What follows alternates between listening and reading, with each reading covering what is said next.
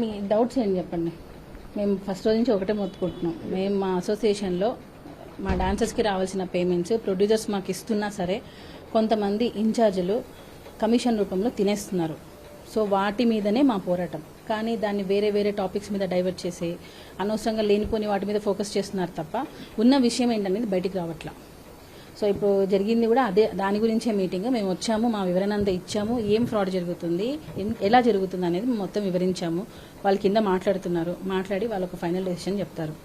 So దాన్ని బట్టి మేమేం డెసిషన్ తీసుకోవాలనేది మా సభ్యులతో మేము మాట్లాడి డెసిషన్ తీసుకుంటాం. ఇది మేడం, మొన్న జరిగిన మీటింగ్లో సాష్టాంగ నమస్కారం చేశారు, రాజీనామా చేసేస్తున్నారని చెప్పి ఒక వార్త వచ్చింది. దాని గురించి ఏమంటారు?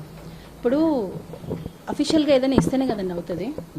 ఇప్పుడు మనిషి నేను చచ్చిపోతున్నాను అని అంటే నమ్ముతారా? చచ్చిపోయిన తర్వాత నమ్ముతారా? ఒక చిన్న లాజిక్. ఇప్పుడు అంటారు ఏది, ఒకవేళ తప్పు చేసిన వాళ్ళతో పని చేయాల్సి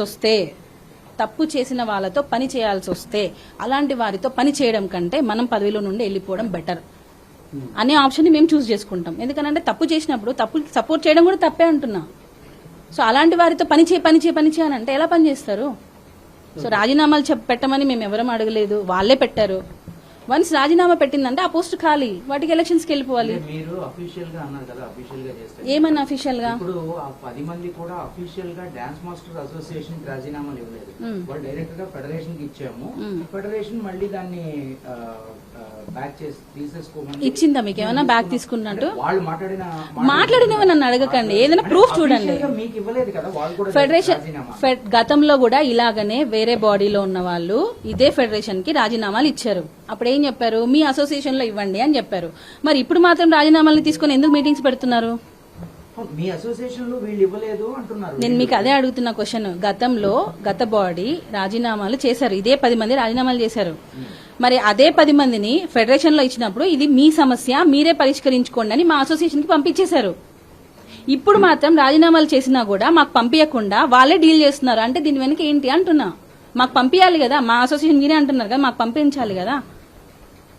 ఇప్పుడు ఎన్నికలు జరగాలంటే ఫెడరేషన్ అనుమతి లేకుండా ఎన్నికలు జరగకూడదు అని ఎక్కడ లేదు సార్. ఇప్పుడు ఇక్కడ చూడండి, నాకు కరెక్ట్ టైంకి మా పేపర్స్ కూడా వచ్చాయి.